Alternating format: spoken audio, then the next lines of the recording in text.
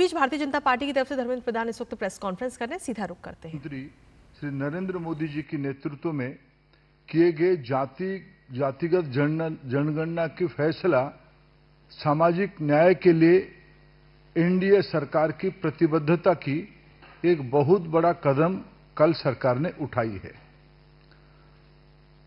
मित्रों, ये एक एकाएक निर्णय नहीं था। अगर पिछले 11 सालों में माननीय प्रधानमंत्री जी के नेतृत्व में सरकार और सेवा की जो काम चल रही है, सबका साथ सबका विकास इस सरकार की सैद्धांतिक और दार्शनिक मत रहा है। हमारी सारे कार्यक्रमों की योजनाओं की मूल लक्ष्य सामाजिक न्याय ही रही है। समाज की सभी वर्गों तक लाभ, सुविधा, सहूलियत पहुंचे, वैज्ञानिक तरीके से पहुंचे, यह हमारी उद्देश्य रहा है। उस सिलसिले में पहली बार देश में लंबे समय की अंतराल में ओबीसी कमीशन को स्टैट्यूटरी मान्यता देना, संवैधानिक मान्यता देना,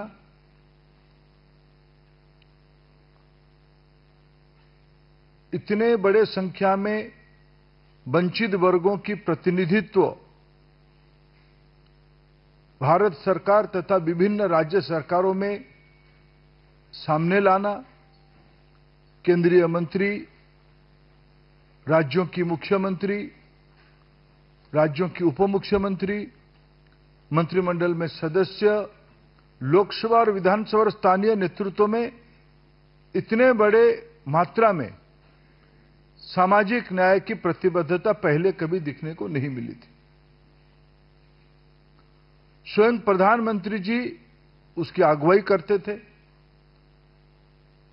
और बीते कल की जो निर्णय रहा,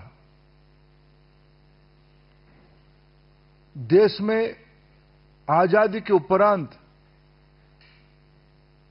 पहला जनगणना से लेकर अभी तक, यानी आजादी के उपरांत, उससे हटके, उससे परे जाके आने वाले जनगणना में 2021 में जनगणना होनी थी, लेकिन कोविड की प्रकोप में उसको अभी स्थगित रखा गया था।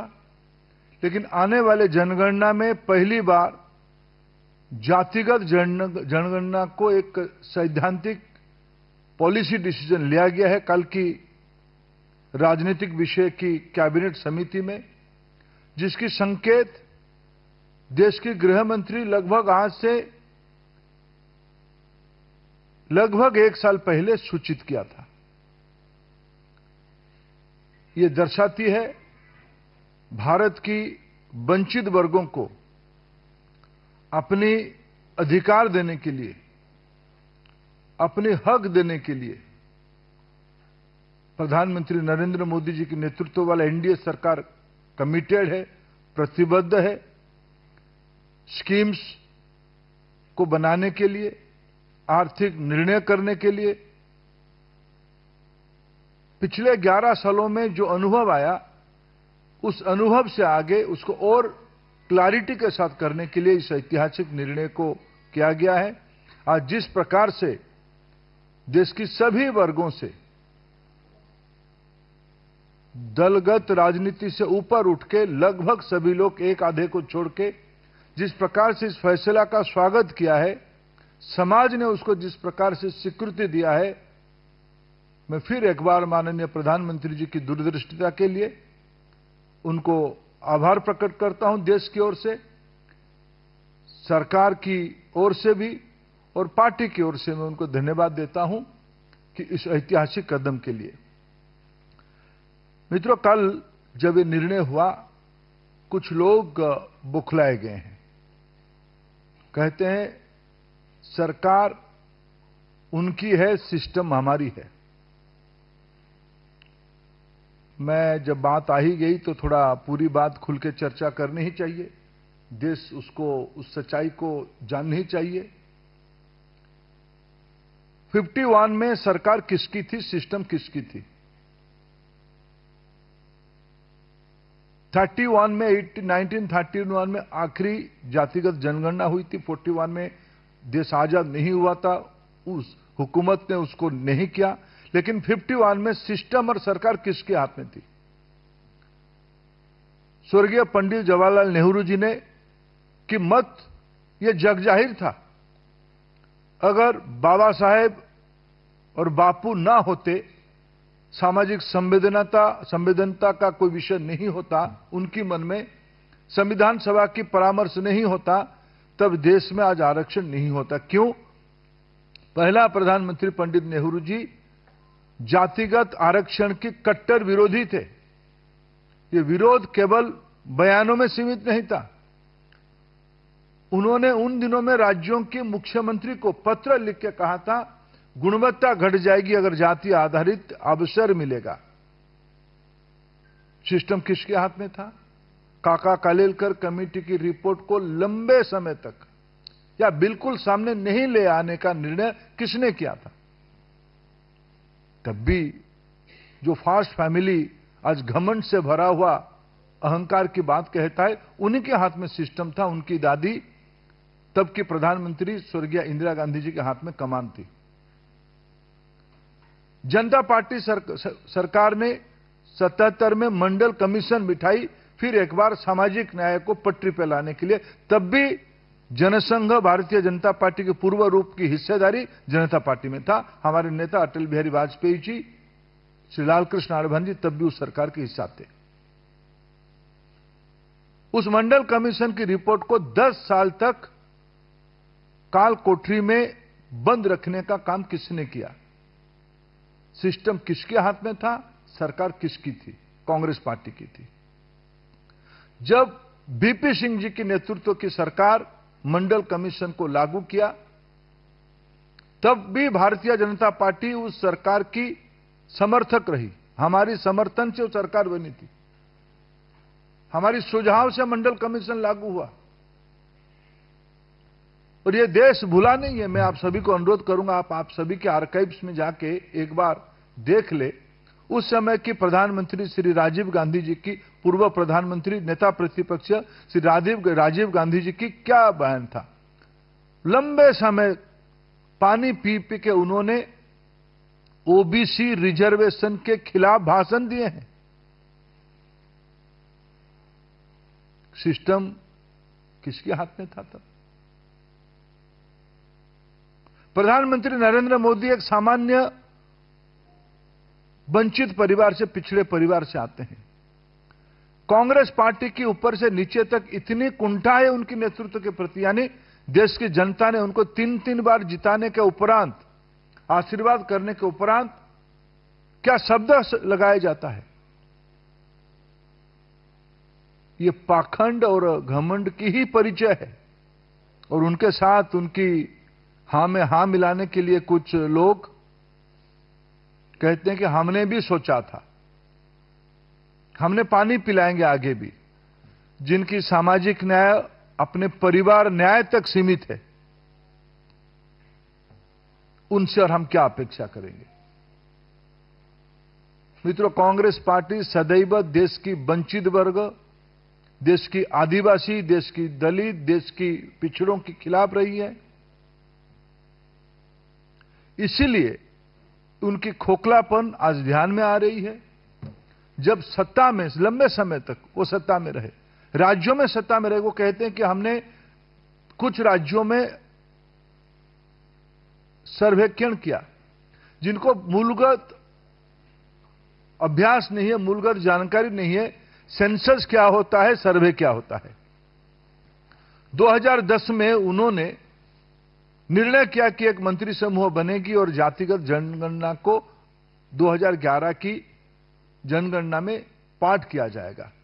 क्यों पीछे हट गए? जातिगत सर्वे आई, एससीसीसी आई, क्या उसमें जाति रिफ्लेक्ट था? ये किसको याद दिलाते हैं?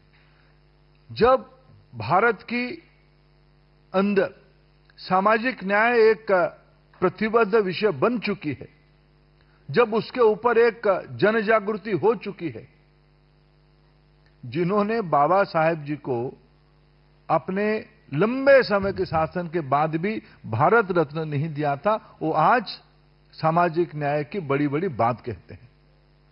आखिर 1990 में जब बीजेपी समर्थित सरकार बनी, वीपी सिंह जी की सरकार बनी, तब जाके बाबा साहेब को भारत रत्न की स्वीकृति मिली।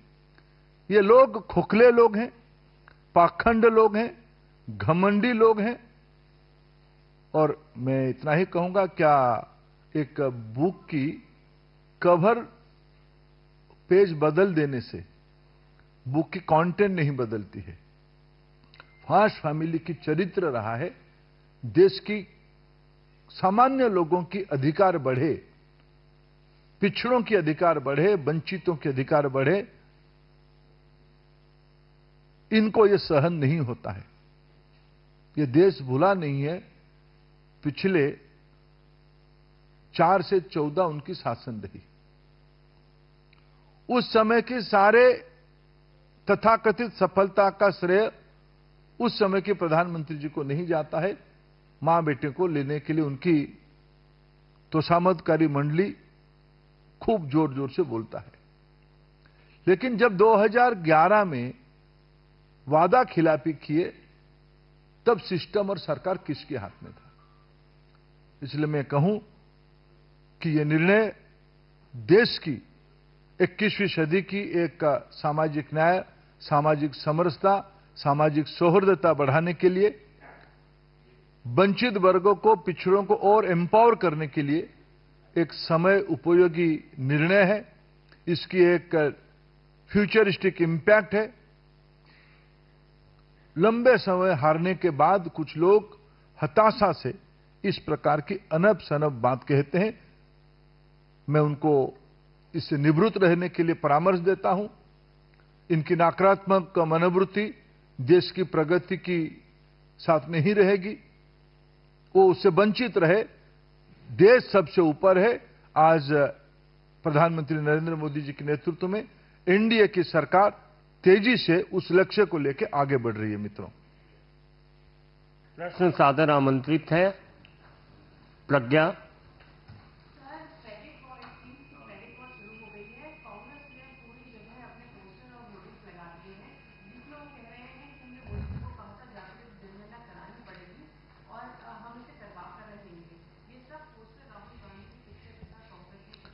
मैं आपको अनुरोध करूंगा, उनको थोड़ा आप ही लोग उनकी पिताजी ने जो भाषण दिया था उस भाषण का क्लिपिंग्स थोड़ा उनको भेजें।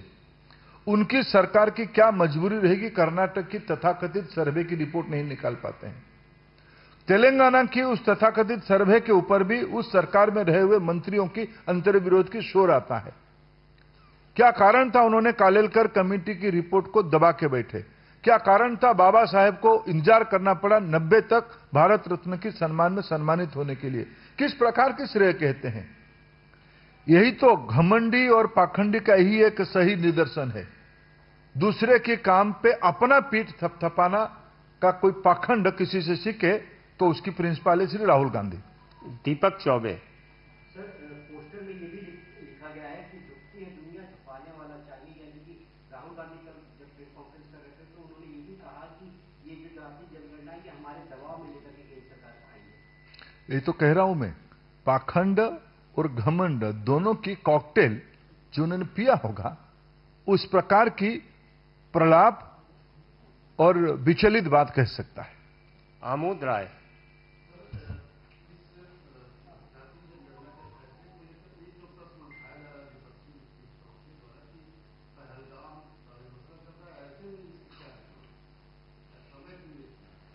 देखिए, विपक्ष है तो हमारी सारे कामों को प्रश्न चिन्ह खड़ा करता है।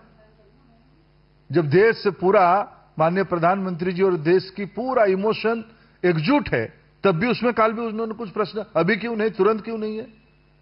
उनके शासन पीढ़ी दर पीढ़ी लंबे समय के देश ने देखा है।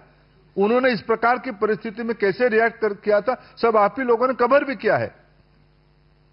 ये दिवालियापन की लक्षण है।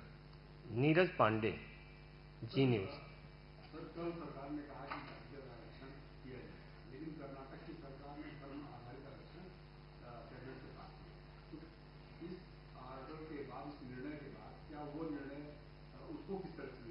देखिए, मैं इसको कहता हूं सेंसस कराने का अधिकार केवल संविधान ने भारत सरकार को अधिकार दिया है। यह सर्वे नहीं है, यह सेंसस है। 1931 में लास्ट सेंसस रिपोर्ट आई थी कास्ट जातिगत आधार पे, उसके बाद नहीं हुआ है। यह गेम चेंजर निर्णय है। आने वाले दिनों में भारत की सामाजिक न्याय को और प्रगति मिलेगी, गति मिलेगी, मजबूती होगी। पिछले 11 साल में जो कल्याणकारी योजनाएं हमने चलाई, आखिर उसकी लाभार्थी कौन बने? हमने कोई धर्म नहीं देखा। मैं उस विषय को आज याद दिलाना नहीं चाहता हूं। पूर्व प्रधानमंत्री स्वर्गीय मनमोहन सिंह जी ने संसाधनों की अधिकार किसका ज्यादा है, यह उन्होंने कहा था। उसके विपरीत हमने तो मोदी जी ने कहा है कि सबका साथ, सब में, इस देश में सभी नागरिकों का है। हमने धर्म नहीं देखा, हमने जाति नहीं देखा। विकास में इसकी कोई आवश्यकता नहीं है, धर्म की कोई। इसलिए हमारी प्रतिबद्धता केवल सामाजिक न्याय बढ़े। और ये जब कोई व्यक्ति हताश हो जाता है, इस प्रकार की सर्वे और सेंसस की फर्क नहीं समझ पाता है। ऐश्वर्या पालीवाल।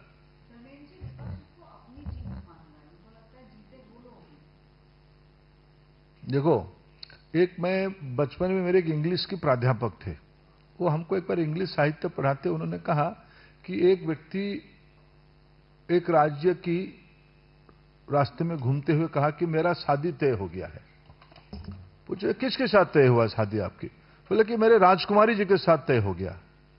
बोला अच्छा, बोले कैसे तय हो गया? बोला हाँ, वो तो राजी तो 50-50 होता है, मैंने जो शादी करेगा लड़का लड़की दोनों, मेरे 50% तो राजी है, मैं तो शादी करने के लिए तैयार हूं। अभी ये राहुल गांधी जी की अवस्था ऐसे ही है, जनता ने उनको घर बिठाया है। ये विषय देश समझती है। और वही ने कहा कि घमंडता की, वो फास्ट फैमिली जागीर मानता है इस देश को, सारे अच्छे काम हम ही करेंगे। सुचित्रा।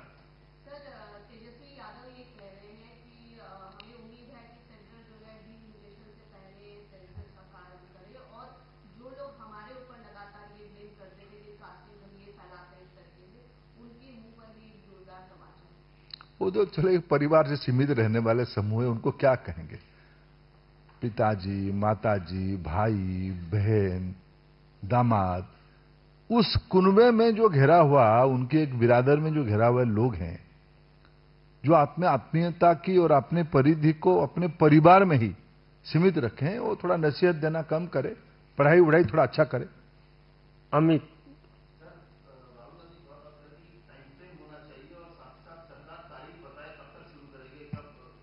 अच्छा, जिन्होंने काका कालेलकर कमेटी को दबाया, जिन्होंने मंडल कमीशन की रिपोर्ट को दबाया, जिन्होंने सामाजिक न्याय के ऊपर ओपन स्टैंड लिया, वो हमें पूछते हैं टाइमलाइन क्या है। मैंने तो 11 साल के आपको उपलब्धि बताया। कर्पूरी ठाकुर जी को भारत रत्न देने का काम किसने किया? ओबीसी कमीशन को संवैधानिक मान्यता देने की काम किसने किया? हम कहते नहीं, हम करते हैं। एक बात है फिर, एम्प्टी वेसल्स नॉइज मोर, खाली बर्तन ज्यादा आवाज करती है। ये खाली बर्तन वाले लोग हैं, एम्प्टी वेसल्स है, इसलिए ये सब इधर उधर की जब घेर गए हैं, मुद्दा ही नहीं बचा है। हमने पिछले 11 से उनके पास दशकों तक शासन रही। प्रधानमंत्री नरेंद्र मोदी जी के नेतृत्व में 11 साल की शासन की सेवा की दायित्व मिली है। मैं इतना गिनाया।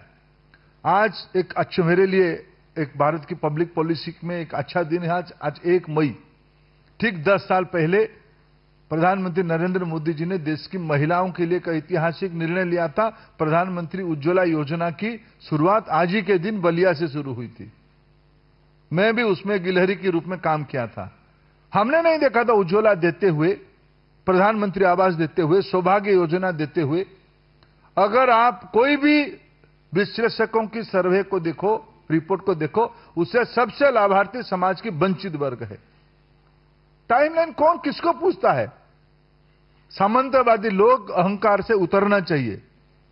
अंकित गुप्ता।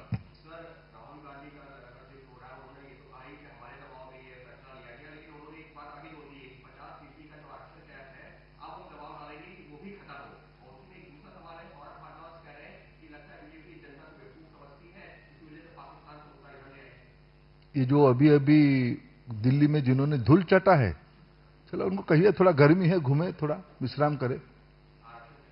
अरे राहुल गांधी जी की बात को इतना गंभीरता से लेना नहीं चाहिए। मैं कहा ना, एम्प्टी वेसल्स नॉइज मोर। विचार नहीं है, समझ नहीं है, सर्वे और सेंसस की फर्क जानकारी नहीं है, देश के इतिहास के बारे में जानकारी नहीं। ये कौन सी पाखंड है? 90 में आपके पिताजी का भाषण आप ही पढ़ो। आप जयराम रमेश जी को आज पूछो थोड़ा कि थोड़ा आपको कॉपी ला के दे, नहीं तो आपकी कोई सलाहकार उनको आपका वीडियो सुनाए। थोड़ा वो आप पंडित नेहरू जी की चिट्ठियों को थोड़ा पढ़ो। थोड़ा भी नैतिकता आप में है तो आपको आत्मसमीक्षा करनी चाहिए, आत्मविश्लेषण करनी चाहिए, देश के सामने, वंचितों के सामने, पिछड़ों के सामने माफी मांगनी चाहिए। विकास चंद्रा।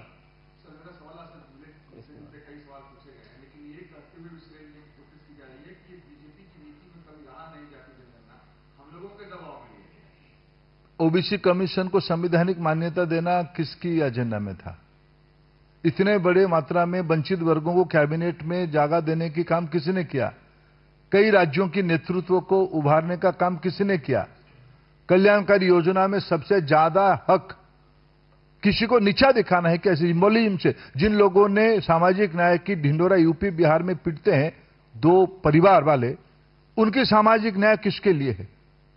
अपने खानदान के लिए है ना। पिताजी, चाचा, भाई, भतीजा, बहू, बेटियां, यही तो है। ये लोग हमको प्रश्न उठाते हैं और जिनको समझ ही नहीं है भारत की सामाजिक ताना बाना, किसी के कागज पढ़ते हैं, इनको क्या समझ है देश के बारे में?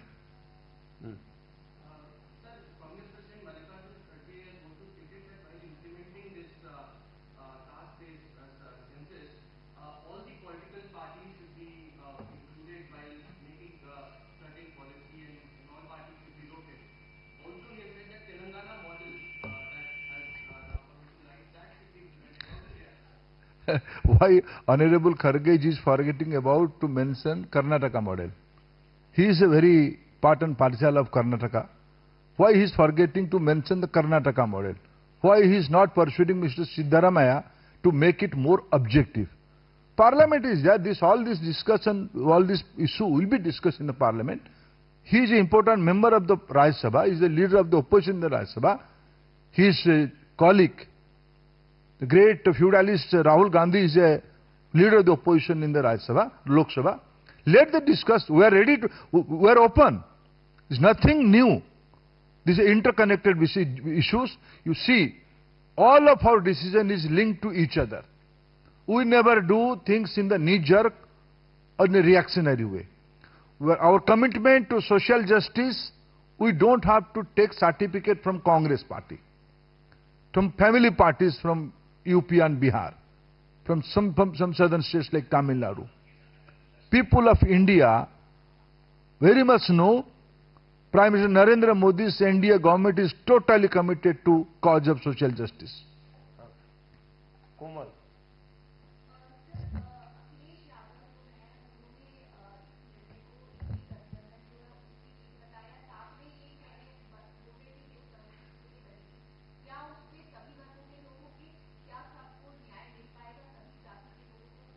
क्या अखिलेश जी पार्लियामेंट से इस्तीफा दे दिए क्या, या उनका कुनबा इस्तीफा दे दिया है? ये सारा विषय उनके अधिकार है। राजनीति में, पार्लियामेंट में सारा विषय को चर्चा करे, संबंधित विभाग है। क्या सेंसस बनाने में कि पॉलिटिकल कमेटी बनती है क्या? जब सेंसस होती है, मैं वही कारण, कुछ सामंतवादी लोग जिनकी पढ़ाई में थोड़ा जिनकी स्कूल बैग बहुत बड़ा है लेकिन पढ़ाई कम है, ये लोग कुछ भी कमेटी बनाओ। भाई सेंसस में कभी अभी तक सेंसस में कोई पॉलिटिकल रिप्रेजेंटेशन होता है क्या? It's a professional thing, it's a technology driven thing. इस बार होगा, आपको उसमें से कुछ कहना है तो आप कहोगे पार्लियामेंट में, आपके लोगों के सामने, मीडिया के सामने कहोगे। जब मूल बातों को समझ नहीं है, घबराए गए कि इस प्रकार की ऐतिहासिक, देखो उनकी अभ्यास कभी नहीं था बोल्ड निर्णय करने का, क्यों? उनकी निर्णय तो अपने परिवार के हितों तक था। जब देश हित में मोदी जी ने बोल्ड निर्णय करना शुरू करते हैं, उनकी बोलती बंद होती है, उनको ध्यान नहीं आता कहें क्या, तो कुछ भी कह देते हैं। शैलेंद्र।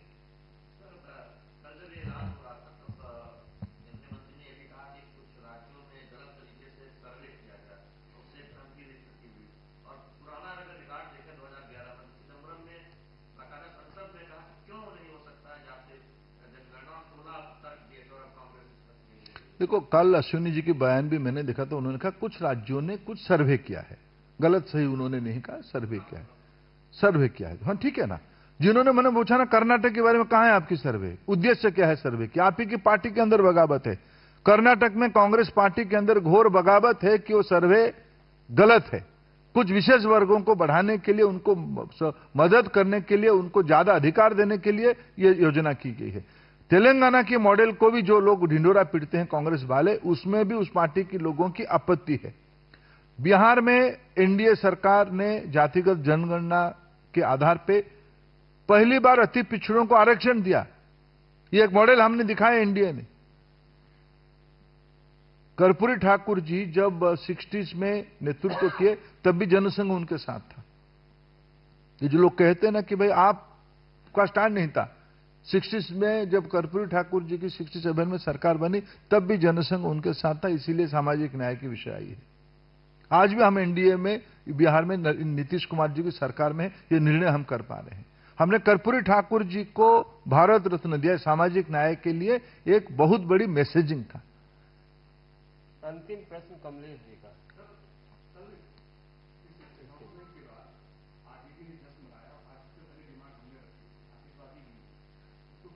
अच्छी बात है भाई, सामाजिक न्याय के लिए जो आगे आएंगे खुशी मनाएंगे, हमें भी खुशी लगता है। समाज कोई पार्टी की बपौती नहीं है। कुछ लोग, कुछ सामंतवादी लोग मानते हैं कुछ कॉज और कुछ वर्ग की अधिकार की बात करना उनकी व्यक्तिगत विषय है, जबकि वो अपने परिवार के बारे में सीमित रहते हैं। हम समाज को एकरूपता चाहते हैं, इसलिए कल माननीय प्रधानमंत्री जी ने सही कहा, यह सामाजिक समरसता का विषय है। हमारी प्रतिबद्धता समाज। तो केंद्रीय मंत्री धर्मेंद्र प्रधान को आप सुन रहे थे, प्रेस कॉन्फ्रेंस करते हुए नजर आया और इसी के साथ जातिगत जनगणना का बीते